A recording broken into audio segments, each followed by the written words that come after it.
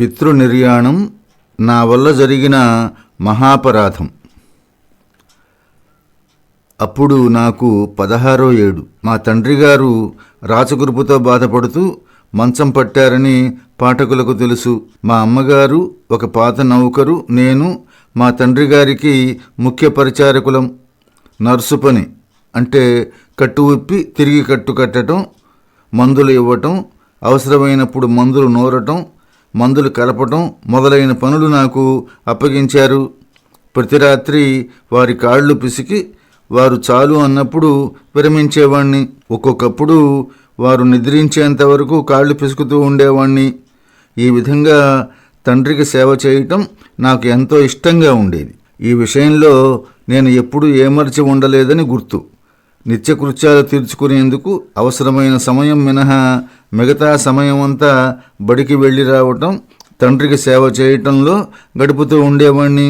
నాకు మా తండ్రి గారు సెలవు ఇచ్చినప్పుడు, వారికి కొంచెం నయంగా ఉన్నప్పుడు మాత్రమే నేను సాయంత్రం వ్యాఖ్యాళికి వెళుతూ ఉండేవాణ్ణి. ఆ ఏడే నా భార్యకు నెల తప్పింది.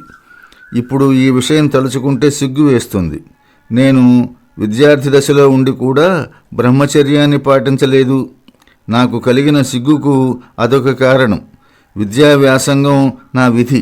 పైగా చిన్నప్పటి నుంచి శ్రవణుడంటే నాకు గురి, పితృసేవ అంటే నాకు ఆసక్తి. అయినా నా భోగవాంఛ వీటన్నింటినీ మించిపోయిందన్నమాట. నా సిగ్గుకు ఇది రెండో కారణం. ప్రతిరోజు రాత్రిపూట నా చేతులు మా తండ్రి పాదాలు ఒత్తుతూ ఉన్నా నా మనసు మాత్రం పడక గది మీద కేంద్రీకరించి ఉండేది.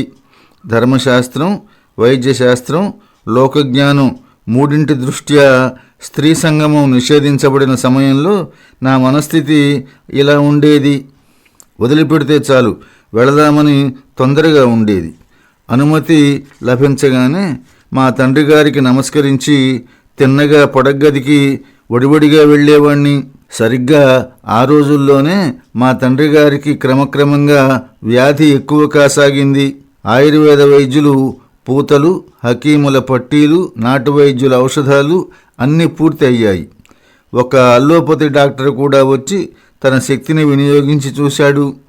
శస్త్రచికిత్స తప్ప వేరే మార్గం లేదని డాక్టర్ చెప్పివేశాడు. కానీ అందుకు మా కుటుంబ వైద్యుడు అంగీకరించలేదు. మా వైద్యుడు సమర్థుడు, సుప్రసిద్ధుడు కూడా. అందువల్ల ఆయన మాట నెగ్గింది. శస్త్రచికిత్స జరపలేదు. అందుకోసం కొన్న మందులన్నీ మూలబడ్డాయి. కుటుంబ వైద్యుడు శస్త్రచికిత్సకు అంగీకరించి ఉంటే వ్రణం నయమైపోయేదని నా తలంపు. ఆ శస్త్రచికిత్స బొంబాయిలో ప్రసిద్ధుడైన ఒక గొప్ప డాక్టర్ చేత చేయించాలని భావించాం. కానీ ఈశ్వరేచ్ఛ అనుకూలం కాలేదు. మృత్యువు నెత్తిమీదకు వచ్చి పడినప్పుడు మంచి ఉపాయం ఎవరికీ తోచదు కదా. తరువాత శస్త్రచికిత్సా పరికరాలన్నింటినీ వెంట పెట్టుకుని మా తండ్రి గారు బొంబాయి నుండి ఇంటికి వచ్చేశారు. ఆయనకు ఇక జీవించననే విశ్వాసం కలిగింది. క్రమంగా ఆయన నీరసించిపోయారు. మంచం మీదనే అన్ని పనులు జరగవలసిన స్థితి ఏర్పడింది. కానీ మా తండ్రి గారు అందుకు అంగీకరించలేదు. పట్టుబట్టి చివరి వరకు ఏదో విధంగా లేచి అవతలికి వెళుతూ ఉండేవారు. బహిర్శుద్ధి విషయంలో వైష్ణవ ధర్మంలో విధులు అంత కఠినంగా ఉండేవి. అట్టి శుద్ధి అవసరమే. కానీ రోగికి బాధ కలగకుండా, మంచం మీద మైలపడకుండా పరిశుభ్రంగా నిత్యకృత్యాలు మంచం మీదనే ఎలా జరపవచ్చునో పాశ్చాత్య వైద్యశాస్త్రం మనకు నేర్పింది. ఆ విధమైన పారిశుధ్యాన్నే నేను వైష్ణవ ధర్మమని అంటాను. కానీ రోగ తీవ్రతలో సైతం మా తండ్రి గారు స్నానాదుల కోసం మంచం దిగవలసి ఉందేనని పట్టుబట్టడం నాకు ఆశ్చర్యం కలిగింది. లోపల వారిని మెచ్చుకునేవాణ్ణి. ఒకనాడు ఆ కాళరాత్రి రానే వచ్చింది. మా పినతండ్రి రాజకోటలో ఉండేవారు.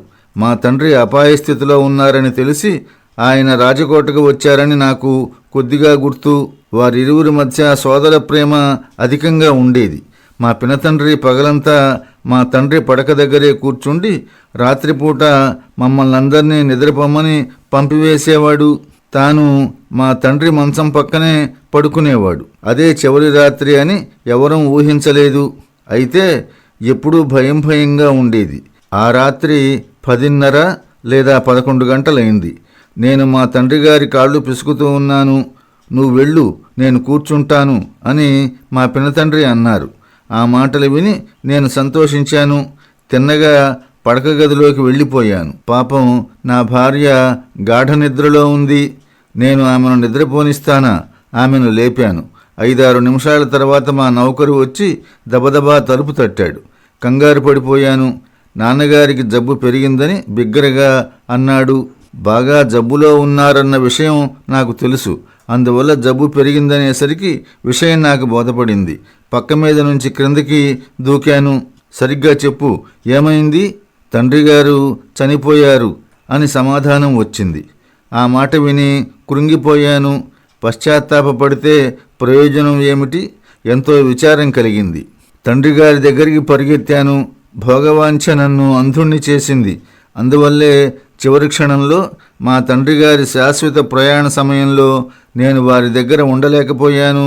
వారి వేదనలో పాలు పంచుకోలేకపోయాను. ఆ అదృష్టం మా పినతండ్రి గారికి దక్కింది. మా పినతండ్రి తన అన్నగారికి పరమభక్తుడు. అందువల్ల ఆయనకే అంత్యకాలంలో సేవ చేసే అదృష్టం లభించింది. మరణం ఆసన్నమైందని మా తండ్రి గ్రహించారు. సైగ చేసి కలం కాగితం తెప్పించి దానిమీద ఏర్పాటు చేయండి అని వ్రాశారు. తరువాత తన దండకు కట్టి ఉన్న తాయెత్తును, మెడలో ఉన్న బంగారపు తులసి తావళాన్ని తీసి క్రింద పెట్టారు.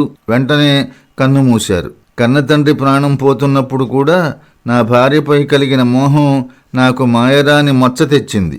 నాకు తల్లి తండ్రి ఎడగల భక్తి అపారం. వారి కోసం నా సర్వస్వం ధారపోయగలను. కానీ అందు ఇంకా కొరత ఉందని ఈ ఘట్టం వల్ల తేలింది. ఏ సమయంలో నేను మేలుకొని ఉండాలో ఆ సమయంలో నా మనస్సు భోగవాంఛలకు లోబడింది. అందువల్ల ఎన్నటికీ క్షమించరాని దోషం చేశాను. ఏకపత్ని వ్రతుణ్ణే అయినా కామాంధుణ్ణి అని భావించక తప్పదు.